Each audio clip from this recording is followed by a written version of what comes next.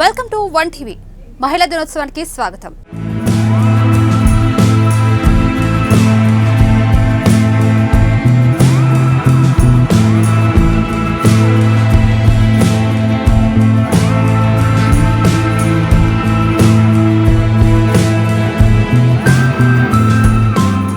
సృష్టికి శక్తి మహిళామణి. మరో మాటగా చెప్పాలంటే మహిళామణులే జీవనాధారం అనే మాటకు అర్థం మీకు తెలుసా? ఆది అంతము తానై మనిషి మనుగడకే కాదు, సమస్త జీవకోటికి ప్రాణాధారంగా మారిన స్త్రీమూర్తికి నిజంగానే నిరాజనం పడుతున్న ఈ రోజుల్లో త్రికరణ శుద్ధి ఎంతవరకు అలవాటవుతుంది? కార్యాచరణలో ఏదో మూలన కనిపిస్తున్న స్త్రీ ఉనికి ఇప్పుడు ప్రశ్నార్థకంగా మారుతుందా అనే ప్రశ్నకు సమాధానం శూన్యమనే చెప్పాలి. సర్వశక్తి తడలో ఇముడ్చుకుని ముఖ్యంగా మానవ మనుగడకు మూలమైన ఆదిశక్తి కూడా ఓ స్త్రీమూర్తే అని మర్చిపోతున్న కలికాలం. ఎటువైపు పోతుంది? చివరకు ఏం కానుంది? తరచి చూస్తే కారణ జన్మలకు కూడా కారణమైన స్త్రీమూర్తిని అప్పుడే కాదు, ఇప్పుడు కూడా దేవుడికైనా జన్మనిచ్చింది ఓ మహిళామూర్తి అనే పచ్చి నిజం తెలిసిన కృత, త్రేత, ద్వాపర యుగాల్లోనూ ఉన్న రావణుడు, బకాసురుడు, కంసుడు లాంటి రాక్షస గుణం కలియుగంలోనూ మహిళల మనుగడపై మరో రూపంలో పంజా విసురుతున్న వైనం శోచనీయం అనేది జగమెరిగిన నగ్న సత్యం. ఇంతకీ ఉపోద్ఘాతం నుంచి కాస్త పక్కకు వస్తే వంటింట్లో కుందేలులా కట్టిపడేసిన ఆలనాటి మహిళావడులు ఈనాడు ప్రపంచాన్నే కాదు, ఏకంగా సృష్టిని శాసిస్తున్నారు. ఈ నేపథ్యంలోనే స్త్రీ జాతికి నిరాజనాలు పడుతున్న సందర్భాలు ప్రత్యక్షంగానూ పరోక్షంగానూ మనకు కనిపిస్తూ ఉన్నాయి. తాజా పరిణామాల ప్రకారం ఇప్పుడు దేశాలను, చివరకు ఆకాశ గగనాలను, అక్కడి నుంచి అంతరిక్షాన్ని ఏలుతున్న స్త్రీ శక్తిపై ఓ ప్రత్యేక కథనం.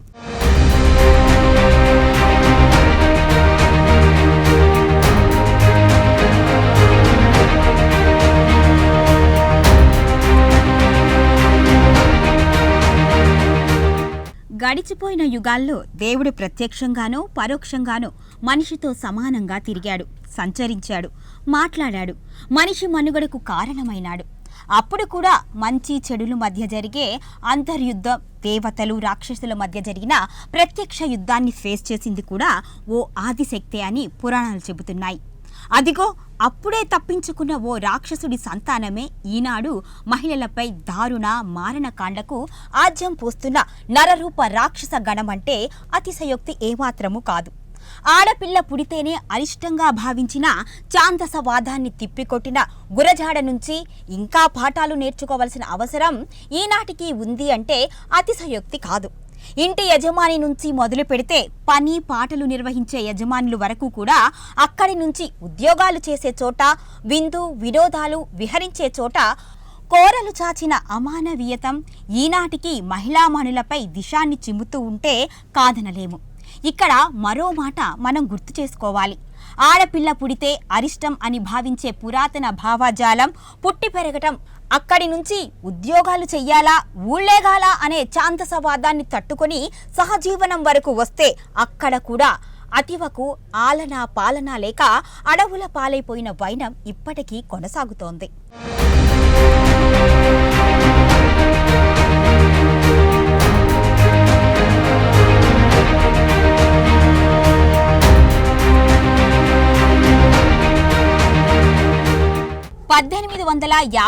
ముందే చైనాలో ప్రారంభమైన ఈ సతీ సహగమనం లాంటి దురాచారం భారత్ నుంచి విడిపోక ముందే దేశమంతటా ఉంది అని చరిత్ర చెబుతోంది.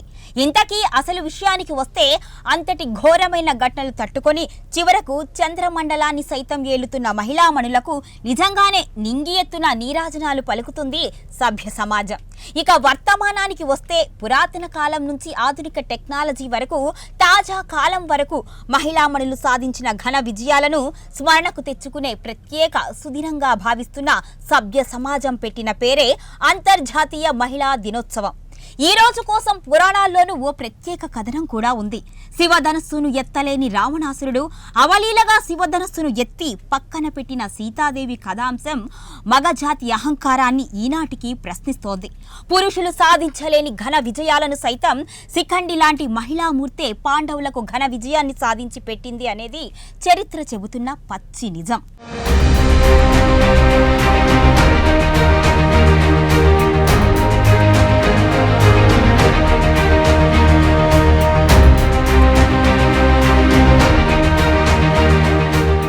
అదిగో అప్పటి నుంచి ఈనాటి వరకు అన్నింటా తానై అన్ని రంగాల్లో తానై సమాజ నిర్మాణం కోసం తన వంతుగా సలహాలు సూచనలతో పాటు అవసరమైతే కత్తి నుంచి స్టెన్ గన్ల వరకు కూడా పట్టి శత్రు సంహారం చేసిన నాటి ఝాన్సీ లక్ష్మీబాయి నేటి బీఎస్ఎఫ్ సైన్యంలో రాణిస్తున్న మహిళా వీరమణులకు ఈనాటికి సభ్య సమాజం సాహో అంటోంది.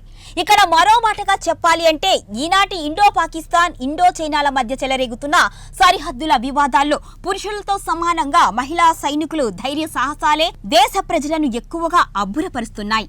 ఇంతటి విశిష్టతను సంతరించుకున్న మహిళామణులు సాధిస్తున్న విజయాలు విద్య నుంచి మొదలు పెడితే ఆర్థిక, వ్యవహారిక, దేశీయ, అంతర్జాతీయ వ్యవహారాలతో పాటు సైంటిఫిక్గా వైద్య, విజ్ఞానం, టెక్నాలజీ, ఖగోళం ఇలా ఒక్కటేంటి అన్ని రంగాల్లోనూ మహిళల సేవలు విస్తరించాయి అనడంలో సందేహం ఏమాత్రమూ లేదు.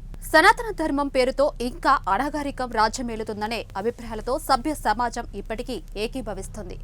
మతం, కులం, వర్గం, వర్ణం లాంటి అంశాలే స్త్రీ జాతికి శాపాలుగా మారుతున్నాయనడంలో సందేహం లేదు. అదే ఈనాటికి రాచరికపు ముసుగులు, అరాచరికపు ఆచారాలతో స్త్రీ మహోన్నత ఆశయాలను మసిపూసి మారేడుకాయ చేస్తున్న పురుష అహంకారం ఈనాటికి రాజ్యమేలుతుందంటే అతిశక్తి కాదు. ఇక ఇదే వ్యవహారాన్ని ఏదో ఒక మతానికో లేదా జాతి, కులం, వర్గం, వర్ణాన్ని దృష్టిలో పెట్టుకొని చెప్పడం కాదు గాని అంతర్జాతీయంగా మహిళలు ఎదుర్కొంటున్న సమస్యను ప్రజావేదికపై చర్చించడమే ప్రధాన లక్ష్యంగా భావించాలి. మరో మాటగా చెప్పాలంటే ఆఫ్ఘనిస్తాన్లో తాలిబాన్ల పాలన విధానమే ఇందుకు ప్రత్యక్ష నిదర్శనంగా తెలుస్తుంది. గత చరిత్రను తిరగిస్తే ఆఫ్ఘనిస్తాన్లో మహిళలను ఆట బొమ్మలుగానే ఇప్పటికీ ట్రీట్ చేస్తున్న విధానం సభ్య సమాజానికి మింగుడుపడని సమస్యగానే తయారైంది. ఆడపిల్ల పుడితే కేవలం వంటింటికి మాత్రమే పరిమితం చేయాలని ధ్యేయంగా పెట్టుకున్న తాలిబాన్లు కేవలం పురుషుడి అవసరాలు, ఆధిపత్యాలకు ఓ పునాది రాయిగానే ఈనాటికి ఇక్కడి దురాచారాలు కొనసాగుతున్నాయి.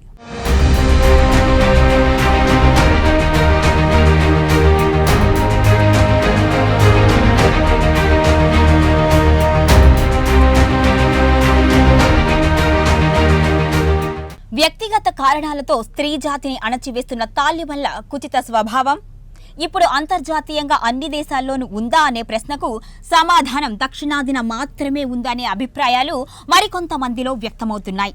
ఒకటి కాదు, రెండు కాదు, దశాబ్దాలుగా కొనసాగుతున్న అణచివేతను చీల్చుకుంటూ పెరిగిన ఆలోచన సరళి మహిళా లోకాన్ని నిరంతరం ఉత్సాహాన్ని నింపుతూనే ఉంది. అద్భుతాలను ఆవిష్కరించడంలోనూ ఆణి ముత్యాలుగా అవతరించడంలోనూ స్త్రీ శక్తికి మించిన రూపం మరొకటి లేదు అనే స్థాయికి మహిళా లోకం ఈనాటికి చెలరేగిపోతుంది అంటే అతిశయోక్తి కాదు. ఆర్థిక రంగంలోనూ వ్యాపార, వ్యవహార, అభివృద్ధి, సాంస్కృతిక, క్రీడా రంగాల్లో కూడా మహిళలు తనదైన ప్రత్యేక స్థాయిని, ప్రత్యేక స్థానాన్ని నిరూపించుకుంటూనే ఉన్నారు. తాజా పరిణామాల ప్రకారం స్త్రీలు సాధించిన విజయోత్సవాలకు నీరాజనాలు అర్పించే రోజును మహిళా దినోత్సవంగా అంతర్జాతీయంగా జరుపుకోవటం పురుష అహంకారానికి నిజంగానే ఓ హెచ్చరికగానే భావించాలి.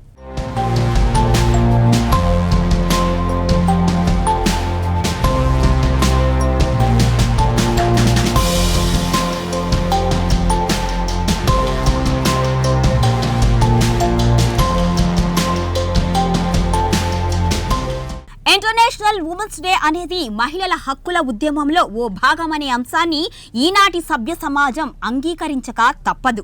సభలు, సమావేశాలు, మందిరాలు, మతాలు, మమతలు తదితర అంశాల్లో అందవేసిన చెయ్యిగా కుటుంబానికి మూల స్తంభంగా మారుతున్న స్త్రీమూర్తి ఇప్పుడు జాతీయ స్థాయిలో దాటి అంతర్జాతీయ స్థాయిలో పెను సవాళ్లను ఎదుర్కొంటోంది. పురుషుడు, స్త్రీ అనే భేదాలు లేకుండా సమానతా ధర్మాన్ని పాటిస్తున్న భారతదేశంలో ఇంకా ఎక్కడో తేడాలు, వైషమ్యాలు కనిపిస్తూనే ఉన్నాయి. తాజా పరిణామాలను బట్టి జాగ్రత్తగా పరిశీలిస్తే భారతదేశంలో ప్రత్యేక వసతులు, ప్రత్యేక ప్రాతినిధ్యాలు మహిళలకు కల్పిస్తున్న ప్రభుత్వాలు వారి సంరక్షణ విషయంలో మాత్రం ఎక్కడో లోపాలు కూడా కనిపిస్తూనే ఉన్నాయి అనేది స్పష్టంగానే తెలుస్తోంది. మరో మాటగా చెప్పాలి అంటే మహిళల రక్షణ విషయంలో ప్రభుత్వాలు చేస్తున్న చట్టాలు, అవి పనిచేస్తున్న విధానాల్లో ఓ 30% మేరకు లోటుపాట్లు ఉన్నట్టు పరిశీలకులు భావిస్తున్నారు. తాజా పరిణామాలను బట్టి చూస్తుంటే మహిళలపై జరుగుతున్న అఘాయిత్యాలకు కారణాలను సమసిపోయే దిశగా దిశా చట్టాన్ని తీసుకువచ్చి తెలుగు రాష్ట్రాలు వాటి అమలు తీరులో మాత్రం ఫలితాలు అసంతృప్తికరంగా కనిపిస్తున్నట్లుగా తెలుస్తోంది.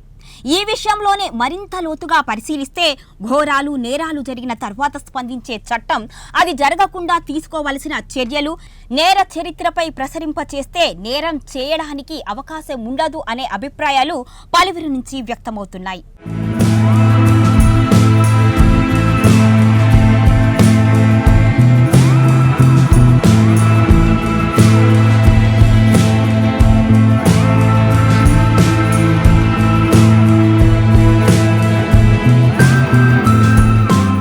గతంలోలా కాకుండా ఆడపిల్ల పుట్టిన తరువాత నుంచే ఆమె సంరక్షణ, ఆరోగ్యం, పెరుగుదల, విద్య, ఉద్యోగం, వివాహం, బాలింత తదితర అంశాలపై అటు కేంద్రం ఇటు రాష్ట్ర ప్రభుత్వాలు ప్రత్యేక దృష్టిని కేంద్రీకరించాయి. తల్లి గర్భంలో పిండం దశలో ఉన్న నాటి నుంచి ప్రభుత్వాలు పోషకాహారాలను అందించే దిశగా ప్రత్యేక ప్రణాళికలనే రచించాయి. ఈ నేపథ్యంలోనే అంగన్వాడీల నుంచి మొదలు పెడితే అత్యున్నత స్థాయిలో ఉద్యోగాలు, పదవులు, బాధ్యతలు నిర్వహిస్తున్న మహిళల విషయంలోనూ ప్రభుత్వాలు తగిన విధంగానే జాగ్రత్తలు తీసుకుంటున్నాయి. ఇక మహిళల సాధికారత విషయంలో కూడా కేంద్ర ప్రభుత్వం చేస్తున్న చట్టాలు పటిష్టంగానే అమలు జరుపుతున్న వైనం బాలికల సంరక్షణ విషయంలో కట్టుదిట్టమైన చర్యలు చేపడుతున్నాయి. ముఖ్యంగా సార్వత్రిక మహిళా ఓటు హక్కు ఉద్యమం ఆసియా ఉపఖండంలో తూచా తప్పకుండా అమలు జరపడం సమాజ స్థాపనకు ఓ కలికితురాయిగా మనం చెప్పుకోవచ్చు.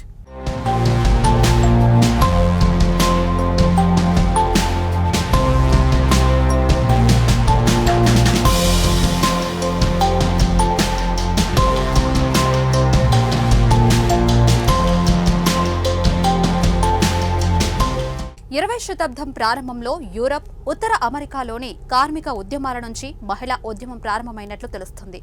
పెరు, ఈజిప్టు, ఇండియాతో సహా మరికొన్ని ఇతర దేశాల్లో కూడా మహిళలు వైమానిక, సైనిక, నావీ లాంటి కీలక రంగాల్లో నియమితులవుతున్నారు.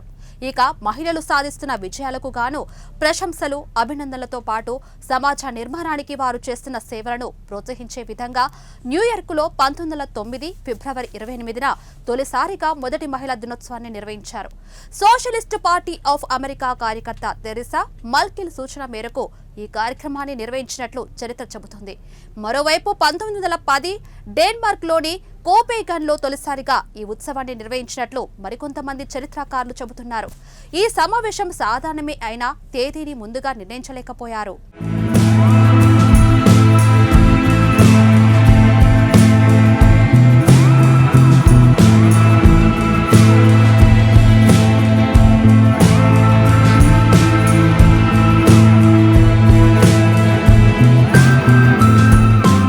అప్పట్లో మహిళల కోసం ప్రత్యేక రోజును నిర్వహించాలి అని అంతర్జాతీయ సోషలిస్టు మహిళా సమావేశంలో ప్రతిపాదించారు. ఆ మరుసటి సంవత్సరం యూరప్ అంతటా అంతర్జాతీయ మహిళా దినోత్సవానికి సంబంధించి ప్రదర్శనలు నిర్వహించారు. ఆ తరువాత 1917లో జరిగిన రష్యన్ విప్లవంలో మహిళల పాత్ర స్పష్టంగా కనిపించింది. ఈ సందర్భంగా అధ్యక్షుడు వ్లాదిమిర్ లెనిన్ మహిళల పట్ల ప్రత్యేక అభిమానాన్ని, గౌరవాన్ని మరింతగా పెంపొందించుకునేందుకు 1922 మార్చి 8వ తేదీన మహిళల అంతర్జాతీయ దినోత్సవంగా ప్రకటించారు. 1977లో ఐక్యరాజ్య సమితి మహిళా అంతర్జాతీయ దినోత్సవంగా నిర్ధారించడంతో ఈనాడు అది ముఖ్యంగా ఆసియా ఉపఖండంలో, అందులోనూ భారత్లో ప్రముఖ పండగ వాతావరణంగా మారింది. అమెరికన్ సోషలిస్టులచే కొంతవరకు ప్రేరణ చెందిన జర్మన్ ప్రతినిధులు క్లారా జెట్కిన్, కోడ్ డంకన్, పౌల్ థీనే లాంటి మహామహులు, సంఘ సేవా కార్యకర్తలు మహిళా దినోత్సవం ఏర్పాటుకు ప్రతిపాదించారు.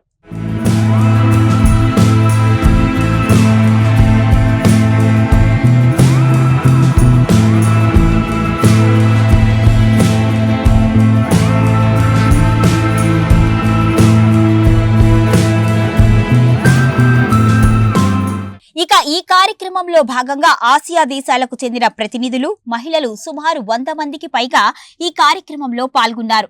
పురుషులతో సహా తమకు కూడా కావలసిన సమాన హక్కుల గురించి ఆనాడే తమ గళాన్ని ప్రపంచం నలుమూలలా వినిపించారు. ఆ మరుసటి సంవత్సరం 1911 మార్చి 19వ తేదీన మొదటి అంతర్జాతీయ మహిళా దినోత్సవాన్ని Austria, Hungary, Denmark, Germany, Switzerland దేశాలు ఒకటిగా ఏర్పడి ఈ ఉత్సవాన్ని జరుపుకున్నాయి.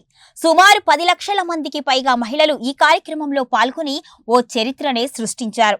ఆసియా, హంగేరియాలో మాత్రమే 300 ప్రదర్శనలు జరిగినట్లుగా చరిత్రలో లిఖించబడింది. యూరప్ అంతటా మహిళలు దేశ రాజకీయాల్లో పాల్పంచుకునే విధంగా ఓటు హక్కును కలిగి ఉండాలి అని ఉద్యమించారు. దీంతో పాటు ప్రభుత్వ కార్యాలయాల్లోనూ రాజకీయ హోదాల్లోనూ తమకంటూ ప్రత్యేక ప్రాతినిధ్యం ఏర్పాటు చేయాలి అని డిమాండ్ చేశారు.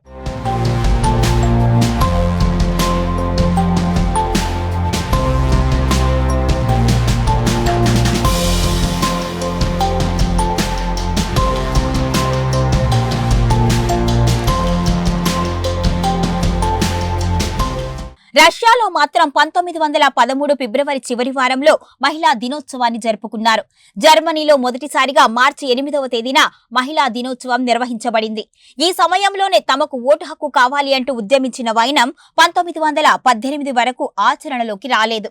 దీంతో మహిళా ఓటు హక్కుకు మద్దతుగా లండన్లో కవాతు నిర్వహించారు. మరోవైపు 1917లో మార్చి 8వ తేదీన మొదటి ప్రపంచ యుద్ధానికి ముగింపు దశకు రావాలి అంటూ సోవియట్ రష్యా మహిళా వస్త్ర కార్మికులు భారీ ఎత్తున ప్రదర్శనలు నిర్వహించారు. ఈ యుద్ధం కారణంగా తీవ్ర ఆహార కొరత ఏర్పడింది. దీంతో ఈ ప్రదర్శన ప్రపంచ యుద్ధానికి సమానంగా మహిళా హక్కుల పోరుగా, మహిళా లోకం పోరుబాటగా పట్టింది. ఈ నేపథ్యంలోనే జీవించు, జీవితాన్ని పంచు నినాదంతో భారీ ప్రదర్శనలే జరిగాయి. మరోవైపు స్థానిక వస్త్ర కార్మికులు కర్మాగారాలకు వెళ్లకుండా సమ్మెకు, పోరుకు మద్దతు పలికారు. దీంతో ఇది సామూహిక సమ్మెకు దారితీసింది.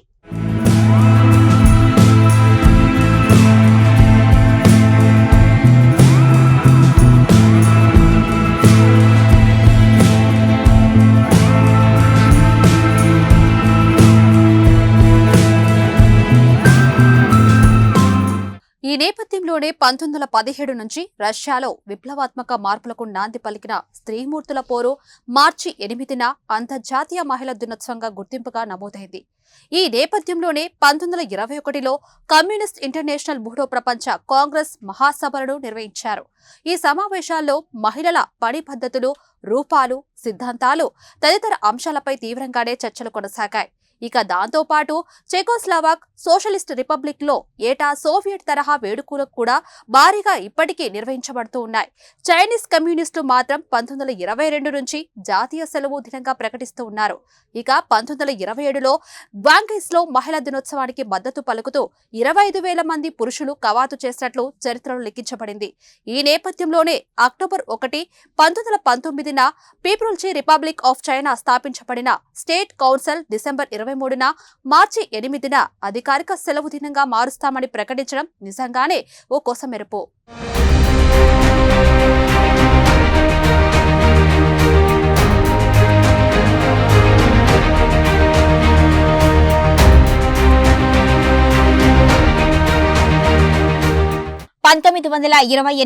ఆస్ట్రేలియాలో, 1938లో పెర్త్లో, 1945లో ప్యారిస్లో, 1946లో యుఎస్ న్యూయార్క్లో, 1955లో సింగపూర్లో, 1958లో త్రినాడ్ టొబాగోలో, 1965 ఆఫ్ఘనిస్తాన్లో మొదటిసారిగా ర్యాలీలు జరిగితే 1928లోనూ 1975లోనూ ఆస్ట్రేలియా సిడ్నీలో 2 సార్లు అంతర్జాతీయ మహిళా దినోత్సవాలకు భారీ ర్యాలీలు నిర్వహించారు. కాకపోతే అమెరికాలో మహిళా హక్కుల సంస్థ ఆధ్వర్యంలో, పెర్త్లో విశ్వవిద్యాలయ మహిళా సంఘం ఆధ్వర్యంలో, సిడ్నీలో కమ్యూనిస్టు పార్టీ ఆధ్వర్యంలో భారీ ర్యాలీలు నిర్వహించారు. జాతీయ మహిళా మండలి, Spanish Relief Committee, Women's Christian Temperance Union, Women's International League for Peace and Freedom, Women's Section of Primary Producers, Women's Service Guild, Young Labour లీగ్లతో పాటు YWCAకు చెందిన మహిళలు భారీ ఎత్తున ఈ సభలకు, ర్యాలీలకు హాజరయ్యారు.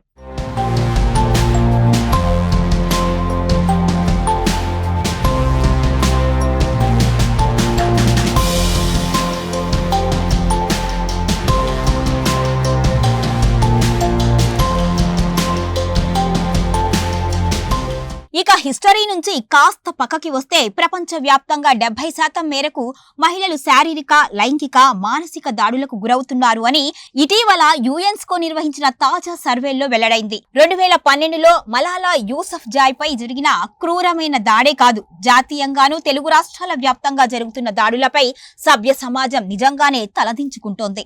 మరోవైపు మహిళల రక్షణ కోసం ప్రభుత్వాలు చేసిన చట్టాల్లో రాజకీయ నేతల చొరబాట్లు ఆచరణలపై తీవ్ర ప్రభావాన్ని చూపిస్తున్నాయి అంటే ఆందోళనతో పాటు సభ్య సమాజం ఎటుపోతుందో, చివరకు భావితరం ఎటువైపు పోతుందో అనే భయాలు కూడా కలుగుతున్నాయి. అదే విధంగా నాగరికులను వెంటాడుతూనే ఉన్నాయి అనడంలో ఏమాత్రం అతిశయోక్తి లేదు.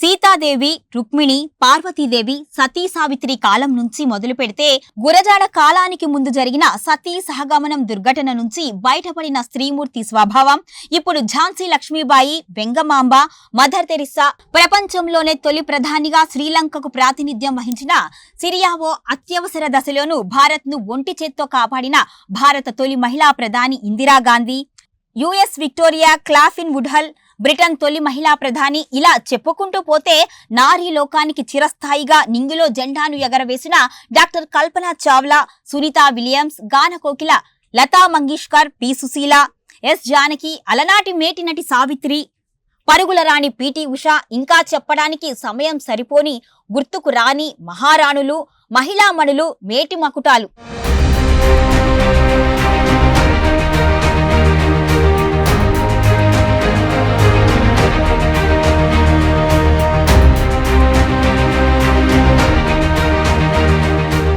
మహిళా లోకానికి మార్గదర్శకాలుగా నిలిచిపోయిన మార్గదర్శకులుగా మారిన వైనం.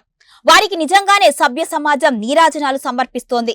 ఈ నేపథ్యంలోనే చట్టసభల్లోనూ, ఉద్యోగాల్లోనూ, రాజకీయాల్లోనూ తదితర ప్రముఖమైన రంగాల్లోనూ మహిళలకు ప్రముఖ ప్రాధాన్యతను ఇస్తున్న ప్రభుత్వాలు ప్రజా పరిపాలనపై తగినట్టుగా పట్టు సాధించినట్లుగానే చెప్పాలి. మరోవైపు చట్టం, న్యాయం, ధర్మాలను మూడో కంటితో కనిపెట్టి కాపాడుతున్న మహిళా మాతల్లులకు నిజంగానే న్యాయదేవత సెల్యూట్ చేస్తుంది. ఆకాశ గగనాల్లో ప్రయాణించి సప్త సముద్రాల్లో ప్రయాణించిన స్త్రీమూర్తి తనదైన ప్రత్యేకతను సంతరించుకున్న వైనం పురుష అహంకారానికి గొడ్డలి పెట్టుగా భావించాలి.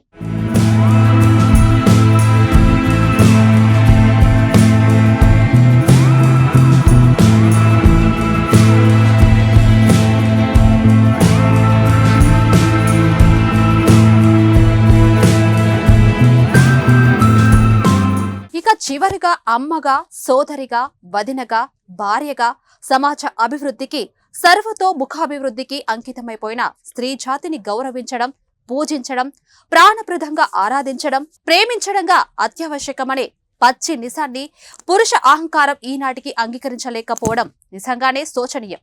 చివరకు మంచి చెడులను కూడా మోసే భూమిని, నేరుడు సైతం మాతా తల్లిని అని పిలుచుకునే పవిత్ర భారతదేశంలో స్త్రీమూర్తికి ఇస్తున్న గౌరవం ఏ మేరకుందో గ్రహించగలిగితే సగర్వంగా, సమభాగంగా సృష్టిని 10 కాలాల పాటు కాపాడుకున్న వాళ్ళమవుతాము.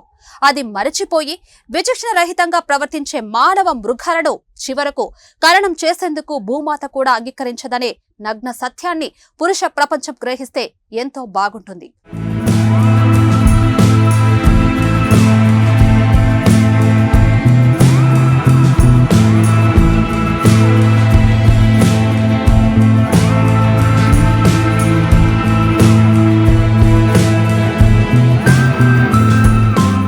ఇది ఇవాల్టి మహిళా దినోత్సవంపై ఒక ప్రత్యేక కథనం.